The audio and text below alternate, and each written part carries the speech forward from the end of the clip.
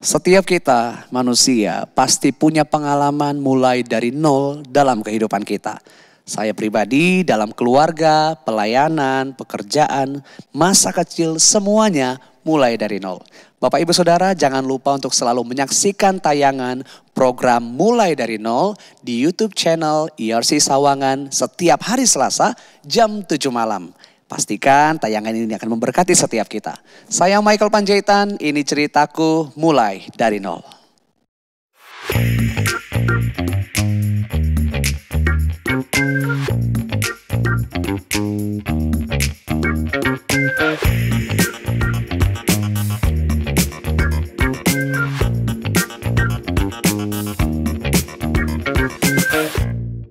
Tuhan mau kasih suara 1, 2, 3, suara berapapun terserah.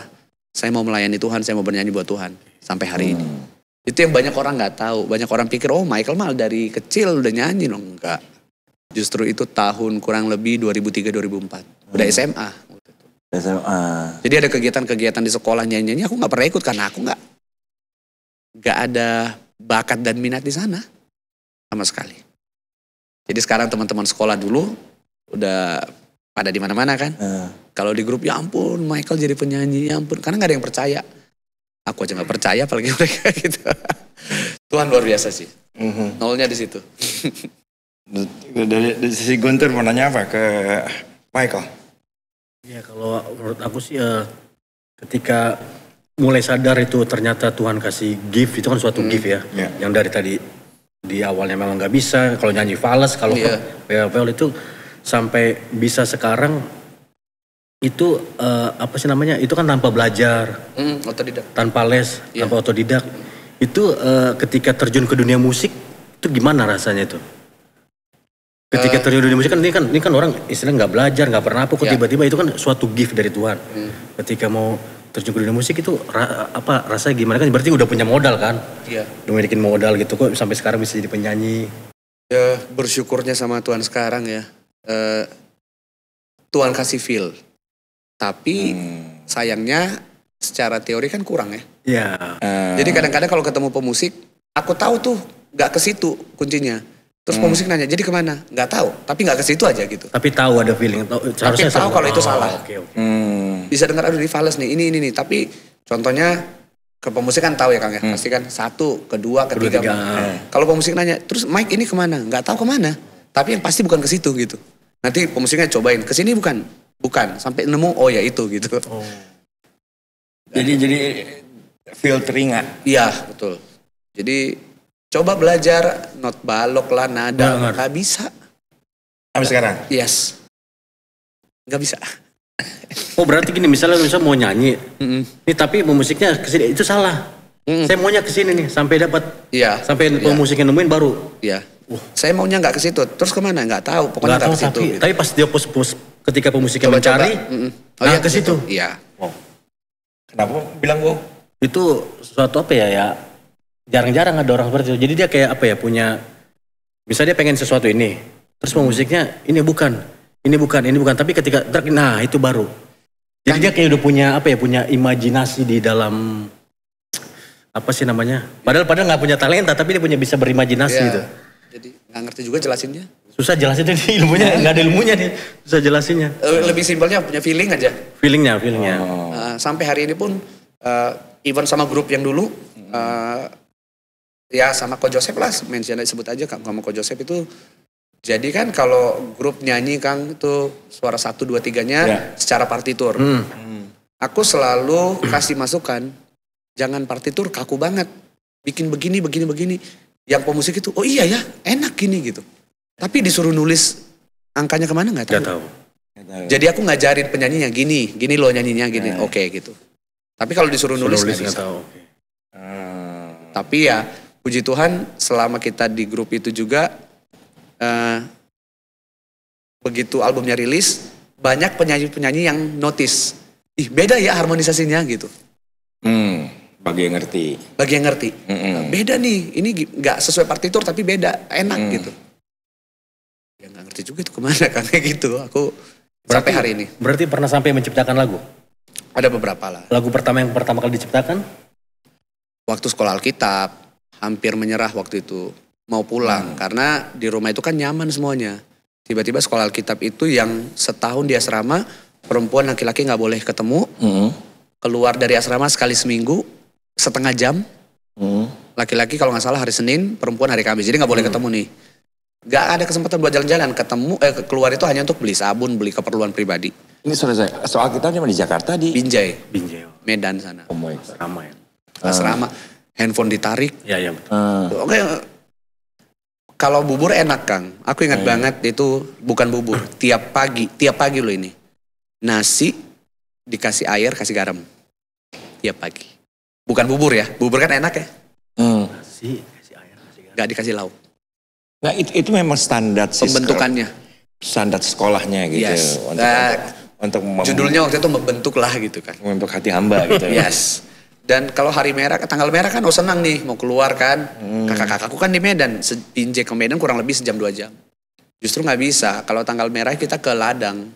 Di rumahku aku nggak pernah ketemu yang namanya ladang, bercocok tanam nggak pernah. Ya kan, maksudnya semua udah nyaman di rumah. Tiba-tiba harus nanam sayur, nanam ini setahun. Nah, jadi aku hitung mundur ya. Jadi kalau SMA sekuler. Lulus SMA iya. Nah, kelas 3 SMA sekuler, masih di Tarutung. Masih. Udah gitu, nah panggilan sampai kau pengen sekolah di sekolah Alkitab. Ya. Itu D3, D1 atau S1? D1. D1, D1 udah gitu harus ke Binjai. Dari Tarutung ke Binjai berapa lama? 9 jam. Oh, jauh ya? Jauh.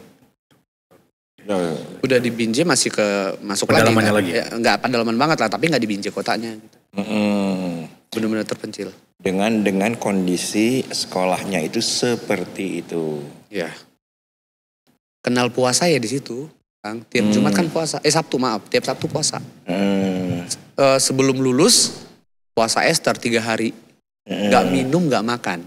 Kita dikurung. Dikurung di kelas supaya nggak ada kesempatan buat lari, buat minum, buat apa. Ya, guru kita cuma ngomong ini, kalau kamu punya hati yang murni Tuhan pasti mampukan gitu. Cuma kan daging nggak mampu gitu loh maksudnya. Tapi bisa selesai 3 hari. Ada yang jahat dalam artian gagalnya itu minum air keran. Ya kan? Ya gitu. 3 hari dikurung. Nah terus perjalanan rohanimu di D1 itu seperti apa? Dengan pola pendidikan yang segitu ketat dan kerasnya. Yang membekas hari ini apa? Aku cuma melihat sebenarnya di sekolah Alkitabnya ya karena lebih pembentukan begitu aja kan. Justru lebih sakitnya waktu itu prosesnya itu di prakteknya. Jadi kan kita sebelum lulus dikasih tahu praktek ya setahun. Dipanggil satu-satu, karena aku dari Tarutung. Michael Panjaitan praktek di Tarutung, seneng banget. Pulang kampung gue gitu ya. Senang banget. Bergirang lah segala macam. Ternyata aku ditempatin ada gereja yang sekarang jadi iparku, yang dulu menghina aku suaraku. Dia jadi iparku hari ini. Dia punya gereja waktu itu dan dia tempatkan aku di gereja yang di desanya. Setahun aku di Tarutung tapi setahun gak boleh ke rumah. Jadi aku cuma bisa lihat rumah dari jauh. Jadi aku sempat komplainnya gini, mending sekalian praktek di desa lain. Jadi kalau kangen emang gak bisa pulang kan. Daripada aku harus ngeliat rumah tapi gak bisa datang setahun. Dan aku ditempatin di gereja yang pengerjanya cuma aku di situ. Hanya aku sendiri dan ada ternak, babi, ada ayam semuanya. Mandi di sungai, ngambil air semua di sungai. Sementara aku di rumah terbiasa semuanya udah enak gitu ya. Karena posisi kerja papa mama dulu waktu itu bagus gitu. Aku harus mandi di sungai kuning banget. Itu banget. Nah jadi tiap Sabtu ketika puasa aku harus sapu gereja itu gede. Gerejanya gede kan waktu itu. Kenapa? Karena ibadah pemuda kan sorenya. Pemudanya pulang aku harus sapu lagi untuk ibadah minggu. Aku sendiri. Sekolah isi air karena gak ada keran kan. Jadi harus ngambil air dari ember nimba ke sungai ke kamar mandi. Minggu pagi sekolah minggu. Ngajar sekolah minggu kan. Anak-anak sekolah minggu pulang udah pakai baju hitam putih kan atau kemeja lah atau apa. ambil air lagi untuk isi lagi karena anak sekolah minggu kotor-kotor kan, toilet semua aku bersihin lagi untuk ibadah raya. Gitu. Jemaat pulang, aku udah bersihin lagi. Kadang-kadang masih baik, pendetanya masih kayak ya udah istirahat dulu, Senin baru aku beresin. Ya gitu selama setahun. Dulu itu sakit banget Kang, sakitnya gini, ya ampun di rumah aku nyaman tapi udah malah mengikut Tuhan begini situasinya. Ternyata sekarang aku bisa ngerti. Tuhan bentuk aku ternyata waktu itu mempersiapkan aku di pelayanan hari ini. Jadi mungkin ya Bapak Ibu yang lihat tayangan tahu aku banyak pelayanan ke daerah kan. Kayak ke pedalaman Papua yang gak ada air, hanya ada misalnya di sungai. Kalimantan lewatin sungai airnya kuning. Gak kaget ya udah pernah gitu. Sekarang baru sadar, oh iya ternyata Tuhan siapin itu kayak proyeksi ke masa depannya gitu. Tuhan akan bawa aku pelayanan begini-begini. Mungkin kalau aku gak ngalamin itu sekarang baru kaget. Dan sekarang aku akan milih-milih kan. Oh gak mau deh ke daerah, gak mau deh gitu. Kadang-kadang ditanyain teman-teman. Ada yang nanya gini, kenapa mau sampai ke daerah? Aku bilang ya satu aku orang kampung, yang kedua aku pernah ngalamin seperti itu, ya udah biasa. Tapi ada juga yang penyanyi yang maaf ya ngomongnya gini, harusnya Mike dengan nama besarmu sekarang jangan asal terima lagi pelayanan, pilih-pilih aja segala macem. Aku bercandain, kalau kita milih-milih nggak ada yang mau ke sana, terus siapa yang mau ke sana? Gitu aja sih. Ya sampai hari ini melayani Tuhan, ya bersyukur kemanapun, ya aku tahu Tuhannya sama. Kan itu yang bikin aku mau di gereja kecil, gereja besar, Tuhannya sama kok. Nah setelah D1 selesai praktek, terus tiba-tiba ke Jakarta. Jakarta. Maunya sekolah teologi yang gak berasrama. Karena aku merasa takut kayak pengulangan. Aku pikirnya gini Kang, setahun aja udah tersiksa, ini 4 tahun gak mau gitu. Nah 4 tahun, pilihlah ada sekolah, gak tahu ya, gak boleh sebut ya di sini. Intinya aku mau yang di Karawaci lah. Yang terkenal kan. Oh tuh gak ada asrama tuh. Keren lagi, banyak artis-artisnya gitu. Mama papaku tuh maunya aku di Petamburan. Kita gak tahu, Seminari Betel kita gak tahu. Kita taunya Petamburan gitu. Jadi Michael boleh di Jakarta sekolah teologi tapi harus masuk Petamburan. Nah aku datang ke Petamburan, asrama kan. Gak mau. 4 tahun nih. Trauma kan. Tapi papa mamaku maksa aku harus di sana. Gitu. Ya udahlah. Aku inget banget syarat-syaratnya aku nggak masukin dari kepolisian supaya ditolak. Tesnya itu dosennya masih ingat. Kan dari yang tes paling susah sampai dari gampang sampai paling susah. Siapakah murid yang mengkhianati Yesus? Aku jawabnya Lazarus. Sengaja. Supaya parah nih. Ternyata kan aku gelombang ketiga, telat kan. Jadi teman-teman udah ada gelombang 1, 2, gelombang 3. Terus? Supaya gak lulus kan. Pas lihat nama-nama berikut yang diterima disesuaikan dengan nilai tertinggi. Nilaiku paling tinggi. Sampai aku bilang, ini antara yang lainnya itu juga di bawahku atau Tuhan yang ganti jawabannya jadi benar. Gak mungkin aku jawab asal-asalan. Nah pas mau wisuda kan 4 tahun kan. Mau wisuda kan kita dibalikin semua data-datanya. Dikembalikan semua. Terus ini dari sekretariat ngomong, Mike data-data kamu gak ada di kita loh, hilang atau kemana gitu. Terus aku bilang, emang aku gak ngasih dari dulu gitu. Terus kamu kenapa bisa masuk? Ya gak tahu aku masuk gitu. Cara Tuhan begitu. Justru di seminari itulah aku mulai rekaman.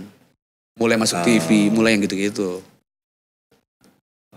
Emang benar, kalau udah panggilan lari kemanapun tetap akan ada di sana. Gitu. Dan ketemu Kansil istrimu. Istriku di sana, ketemu di sana, sahabat banget. Ya. Gak ada yang percaya kita nikah waktu itu, karena di mana ada Michael pasti ada dia. Jadi MC bareng, pokoknya kita dosen udah tahu kita sahabat banget lah. Jadi pas kita nikah kita kasih undangan ke dosen-dosen tuh, gak mungkin gitu loh. Kok bisa gitu? Karena dia tahu. Aku ngajak ke rumah masih temenan, aku manggil maminya udah mami semua gitu. Dia punya pacar, aku punya pacar. Saling kenal. Jadi begitu izin ke orang tua mau nikah, mamaku sampai jangan bercanda ya gitu. Karena dia udah dekat banget sama mamaku as a friend gitu, udah kayak saudara. Lama pacaran? 2000 pacaran sih aku jadi emang udah rencana Tuhan lah ya. Gak pacaran kan? Teman seangkatan? Teman satu angkatan. Sekelas. Misi, fakultas misi waktu itu. Terus sahabatan, dia punya pacar, aku punya pacar. Sampai aku bawa ke Nafiri, dulu masih GBI Nafiri Allah kan namanya. Ayo ibadah ke gereja gue ini. Terus ada pendoa di sana, istrinya Pak Waldus, sampingan, Mami Ana kan, Bu Yamana. Dia lihat begini, dia bisikin ke aku, Mike, kata Tuhan ini jodohmu. Hah? Aku ketawa, gak mungkin. Ini cuman teman kok, cuman ya aku gak ini. Nah sampai waktu berjalan, aku kerja, ngajar kan. Ada lowongan, aku masukin dia. Jadi kami udah satu kerjaan, satu kos bareng, karena emang udah kayak saudara gitu. Sampai dia doa, Tuhan aku udah mulai berumur. Siapa yang ngajak aku nikah, dialah jodohku gitu. Sebelumnya dia mimpi nikah terus, tapi nikahnya sama aku. Dan dia ngomong gak mungkin gue nikah malu. Udah teman, udah aneh lah gitu. Tapi tiap kali dia mimpi nikah, nikahnya sama aku gitu. Aku juga gak mau, udah teman kok gitu. Besoknya iseng-iseng di kos. Nikah yuk, aku gituin. Dia nangis. Lu kok nangis gitu? Dia baru doa, siapa yang ngajak aku nikah itulah jodohku gitu. Jadi dia merasa apa benar dia gitu. Ya singkat cerita jadi suami istri, sahabat jadi cinta tuh. Aku tuh sampai doa sama Tuhan. Doanya itu, Tuhan ini kan sahabatku, beda cintaku sama sayangku sama dia kan as a sister gitu. Aku sampai bilang, Tuhan kalau emang ini dari Tuhan, tumbuhkan cintaku benar-benar cinta pasangan. Minggu depannya dia diajak ketemu sama mantannya. Aku marah. Di situ aku sadar, oh iya ya, gitu. Udah mulai. Gitu. Oh berarti ada rasa cemburunya itu. Cemburu, dan cemburunya tuh kayak nggak wajar gitu. Dan aku kayak ngerasa, masa begini gitu. Dia juga bingung, dia kaget juga, karena kan nggak ada apa-apa. Kok dicemburuin gitu? Ya, ya udah nikah. Jadi, good. Nikah tahun 2017. 2017. Baru dong. Iya, 2017. Maksudnya 3 tahun sebelum pandemi? Ya dong. 2020, pandemi 2020 ya? 20, Iya. Oh iya betul. 3 tahun sebelum pandemi. 2017. Album kedua waktu itu. Karena NDC Worship waktu itu album kedua. Karena aku ingat banget kita nikah. Besoknya, jadi nikah nih. Besoknya langsung live recording. Jadi aku harus pulang. Ya gak sempat bulan madu lah istilahnya itu enggak. Karena emang pelayanan. Terus apa yang Guntur nggak tahu dari Michael? Kalian sering pelayanan sih bareng ya? Justru dulu ketemunya. Dulu Berapa banget. tahun lalu tuh ya? Jadi aku rekaman sama grup, ada teman-teman dulu. Masih di seminari kan waktu itu. Ada dia, tapi sombong banget dulu karena mainnya jago. Jadi ya udahlah gitu. Enggak lah. Enggak lah. Apa yang lo pengen tahu? Aku pengen tahu tuh dari Michael gini loh. Kan sekarang kan setelah menikah, Ya. dalam dunia pelayanan ini kan sering keluar. Ke sana, ke sini, sana, keluar kota, sana gini. Pernah nggak ada hal-hal yang istilahnya mengganggu nih, misalnya cobaan atau apa nih, wah ini kayak mungkin ada pihak ketiga atau apa gitu, pernah nggak? Will lah gitu lah. Kalau Biasa kan kalau kita udah punya nama pasti ada fans dong. Ya. Biasa fans kan ada yang sampai tergila-gila kan, sampai ada yang itu, pernah nggak ada ya? ada yang sampai, maaf ya, sampai sakit jiwa Kang. Sampai ngaku ke seluruh dunia kalau aku itu, iya Michael datang ke ulang tahunku, nyanyi buatku, begini, halusinasi. Sakit jiwa. Ada. Ngejar kemana-mana terus dia ketemu sama istriku. Terserah kamu bilang apa ya, Tuhan bilang dia jodohku bukan kamu. Wow. Istriku sampai, di ketemuan, diajak ketemu sama istriku, ayo ketemu, ngobrol. Terus aku ngomong, ini udah aku udah nikah loh gini-gini segala macam. Ya terserah, Tuhan bilang kamu kok jodohku, gitu. Terus nanti waktu itu di apartemen kan, dia berenang di apartemen kan harus penghuni. Ya. Nah dari bawah telepon, Pak kita kasih akses ya buat calon istri Bapak. Siapa? Dia mau berenang. Terus aku lihat dari atas begini kan, dari balkon ke kolam. Dia lagi berjemur. Berenang-berenang berjemur gitu. Jiwa. Sampai segitu. Ada. Wow. Ada yang begitu. Tapi kalau ditanya kayak struggle, justru dari istriku sendiri sebenarnya awalnya. Maksudnya? Dengan jadwal yang waktu itu pelayanan ke sana kemari. Nggak padahal seharusnya sih enggak ya, karena sama-sama pernah di seminari, pernah sama-sama di Petamburan. Tapi mungkin nggak nyangka aja kali lakinya bakal dipakai Tuhan. Iya, jadi dia sampai mungkin ngomong, mikirnya mediocre lah pelayanan. Dia sampai ngomong gini, aku kayak nggak punya suami gitu. Awal-awal nikah kan, pas awal nikah juga udah mulai pelayanan kemana-mana. Ya udah apa album 2 tadi. Sudah ngomong, aduh nggak deh, kayak nggak. Jadi sering tuh ribut, udah itu ributnya itu kayak, kan aku pelayanan. Komunikasi kadang terganggu komunikasi segala macam. Jadi hal-hal yang begitu sampai akhirnya, kalau nggak salah dia bilang dia mimpi. Tuhan itu ngomong ke dia, kamu yang minta suami hamba Tuhan.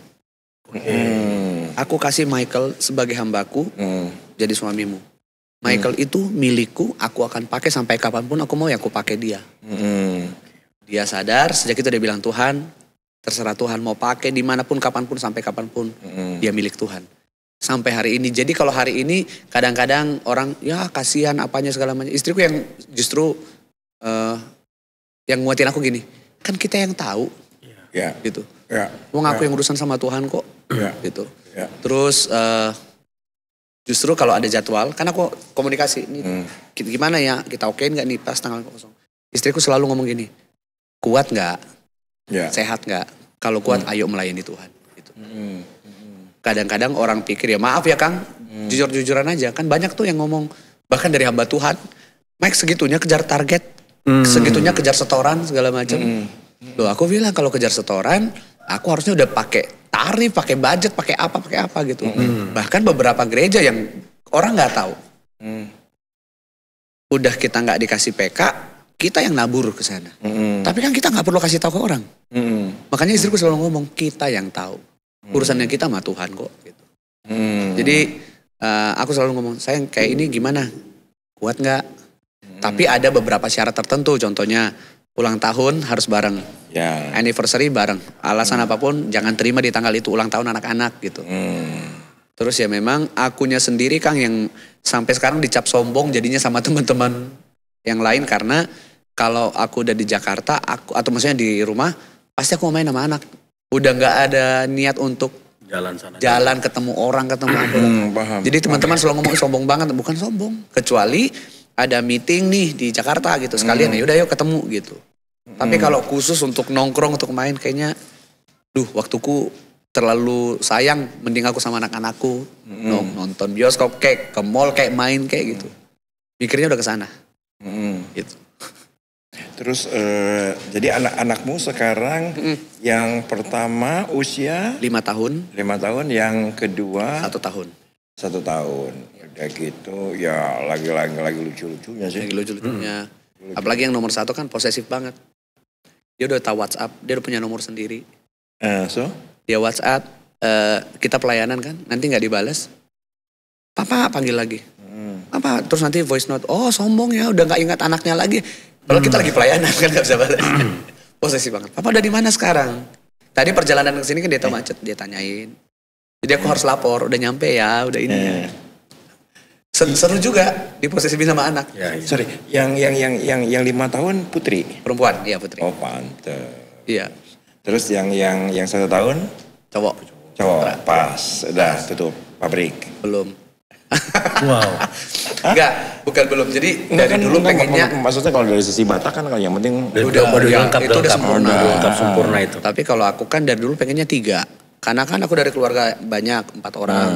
Istriku juga keluarganya 4 orang. Dan dia juga pengen 3. Tapi kan kondisi waktu nikah pun kan kami divonis orang-orang nggak bisa punya anak. Iya. Gimana? Nggak bisa punya anak. Siapa, kau atau? Dari kondisi istri. Kenapa? Kan dulu kan berat badannya 49 kilo, masih sekuler lah waktu itu. Masuk teologi kan dia sesuatu yang baru ya, stres kan. Itu makan mie instan nggak pernah 1, double. Mie instan belum habis, nasi padang di sebelah kan di Petamburan tuh. Nasi padang udah dipesan. Nasi padang pesan, mie ayam masuk lagi. Minumnya itu teh itu. Yang manis, es dingin segala macam. 49 mulai naik 60, 70, 90, 100. Pernah di atas 100. 110 apa 120 aku lupa. Jadi hormonnya rusak nih. Mohon maaf kayak datang bulan itu bisa dalam 6 bulan cuman sekali. Tapi pernah 2 bulan tiap hari datang bulan terus. Jadi rusak semuanya. Jadi pas nikah dalam kondisi rusak. Dan ada teman waktu itu ngomong gini, dokter, kita tunggu dulu deh 5 tahun. Kita lihat nih bisa nggak nih. Gitu. Karena persoalan hormonnya itu. Hormon. Ternyata baru nikah 4 bulan dia hamil. Gak percaya kitanya. Dokternya juga gak percaya. Gak mungkin gitu. Dapet. Jadi ya kita pikir waktu itu ya Tuhan udah kasih mujizat 1 ya udahlah. Ternyata ada seorang hamba Tuhan berdoa pas ulang tahunku kan 2022. Michael happy birthday, dia telepon. Tuhan berkati Michael, berkati istrinya, berkati anak yang dikandung istrinya. Mr. Thomas. Berkati anak yang dikandung istrinya. Dalam hatiku nih pendeta, emang istri gue gemuk tapi kan gak hamil kan. 25 Juni tuh. Begitu amin. Salah doa, istriku gak hamil gini. Terus dia ngomong, gak tahu tadi lihat ada anak dikandung laki-laki begini, mau diceritain semua. 25 Juni, 28 Juni kan ulang tahun istri itu sakit, jatuh. Sampai luka semua, badannya langsung sakit. Bawa ke dokter deh, kata mami mertua kan. Besok bawa ke dokter kan malam. Tapi pas aku doa, Tuhan besok mau ke dokter nih. Tuhan pertemukan dengan dokter yang terbaik, seperti biasa. Tuhan aturkan semua. Terus Tuhan ngomong gini, gak usah ke dokter. Beli tes pack aja malam ini gitu. Nah kan tapi takut ngomong ke mertua. Anak gue lagi sakit mau ngambil tes pack. Karena gak ada kepikiran kan. Terus aku bisikin ke istri, sayang Tuhan suruh beli tes pack. Ya udah beli gitu. Beli 4 positif semua. Jadi anak kedua. Gitu. Nah begitu lahir, pendeta yang doain aku itu ngomong gini, Mike nanti Tuhan kasih 3 anak. Terus iya amin tapi jangan sekarang dulu, itu lagi stres di 2. Karena kan cukup jauh 5 tahun udah gede, kita udah nggak ngerti ya, udah nggak ngurusin baby lagi, tiba-tiba harus ngurus baby lagi sekarang. Itu aja sih kendalanya, struggle-nya di sana sekarang.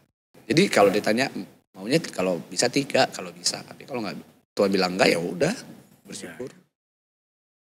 Waktu itu ada pendeta dari Kalimantan telepon, pendeta besar nih, Mike ini pandemi kan kamu udah nggak kerja, kan dulu sempat kerja kan. Sekarang udah full pelayanan, artinya hidup kan dari pelayanan. Sampai aku ngomong gini ke Tuhan, bener-bener Tuhanku hidup.